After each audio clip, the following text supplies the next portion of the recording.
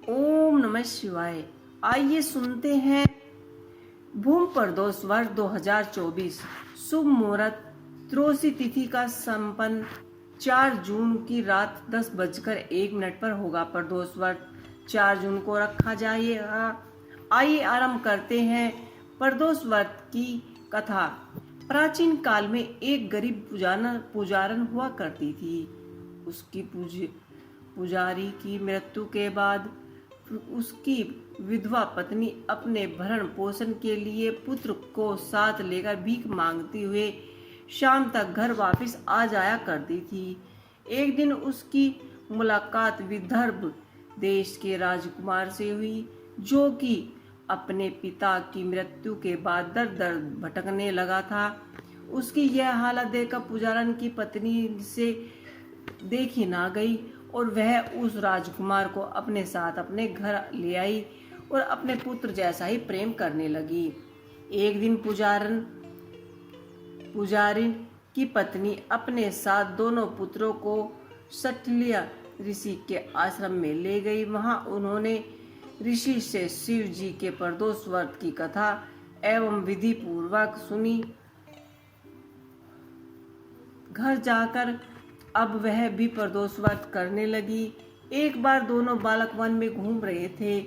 उनमें से पुजारी का बेटा तो घर लौट गया, परंतु राजकुमार वन में ही रह गया।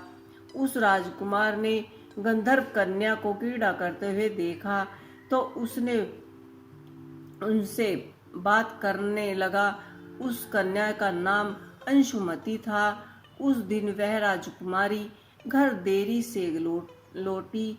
राजकुमार दूसरे दिन फिर से उसी जगह पर जा पहुंचा जहां पर अंशुमती अपने माता पिता से बात कर रही थी। तभी अंशुमती के माता पिता ने उस राजकुमार को पहचान लिया तथा उसने कहा कि आप तो विदर्भ नगर के राजकुमार हो ना, आपका नाम धर्मगुप्त है।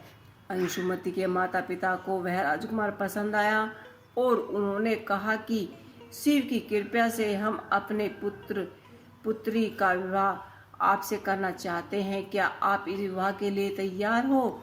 राजकुमार अपनी स्वीकृति दे दी और उन दोनों का विवाह संपन्न हुआ। बाद में राजकुमार ने गंधर्व की विशाल सेना के साथ विदर्भ पर हमला किया और घमासान युद्ध कर विजय प्राप्त की तथा पत्नी के साथ अपने राज्य में लौट गए। वहां उस महल में वह पुजारी की पत्नी और उसके पुत्र को भी आदर के साथ ले आया तथा साथ ही रहने लगा। पुजारी की पत्नी तथा पुजारी के पुत्र को सभी दुख और दरिद्रता दूर हो गई और वह सुख से अपना जीवन व्यतीत करने लगे। एक दिन अंशुमती ने राजकुमार से इन सभी बातों के पीछे का कारण पूछा और रहस्य पूछा। तब राजकुमार ने अंशुमती को अपने जीवन की पूरी बात बताई और साथ ही प्रदोष व्रत का महत्व भी बताया। व्रत से प्राप्त फल से भी अवगत कराया। उसी दिन से प्रदोष व्रत की प्रतिष्ठा व महत्व बढ़ गया और मान्यताओं के अनुसार लोग यह व्रत करने लगे। कई जगहों पर अपनी श्रद्धा के अनुसार स्त्री पुरुष दोनों ही व्रत करते हैं।